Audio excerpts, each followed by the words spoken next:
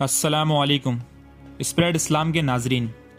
دوستوں، اس ویڈیو میں آج ہم آپ کو شب برات کی فضیلت اور اس رات نبی کریم صلی اللہ علیہ وسلم کے بتائے احکامات پر روشنی ڈالیں گے تاکہ ہر مسلمان نبی پاک کی سنت پر عمل کر کے اللہ کو راضی کر سکے اور اللہ کے حضور اپنی مغفرت طلب کر سکے۔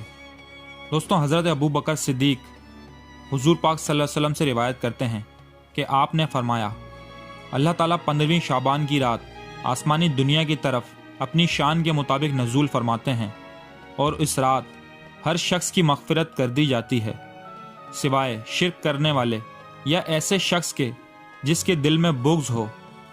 اسی طرح رسول کریم صلی اللہ علیہ وسلم نے ارشاد فرمایا کہ عائشہ، تم جانتی ہو یہ کون سی رات ہے؟ تو عائشہ رضی اللہ تعالیٰ نے فرمایا کہ اللہ اور اس کا رسول زیادہ بہتر جانتے ہیں۔ تو حضور پاک صلی اللہ علیہ وسلم نے فرمایا، یہ شعبان کی 15ویں رات ہے۔ اللہ عز و جل اس رات اپنے بندوں پر خاص نظر رحمت فرماتے ہیں اور بخشش چاہنے والوں کی مغفرت فرماتے ہیں، رحم چاہنے والوں پر رحم فرماتے ہیں، اور جو شخص دلوں میں کسی سے بغض رکھتا ہے اللہ تعالیٰ اس شخص کو اسی کے حال پر چھوڑ دیتے ہیں۔ بھائیوں اور بہنوں، آج کی رات مغفرت کی رات ہے۔ آج کی رات سب کو اپنے دل سے معاف کر کے اللہ کے حضور معافی کی طلبی کیجیے تاکہ اللہ تعالیٰ ہمیں معاف کر کے ہمیں اس وبائی مرض سے دور رکھے اور ہمیں تمام مشکلات سے باہر نکالے۔ اللہ تعالیٰ نے قرآن میں ارشاد فرمایا، اے ایمان والو، اللہ سے سچی توبہ کرو۔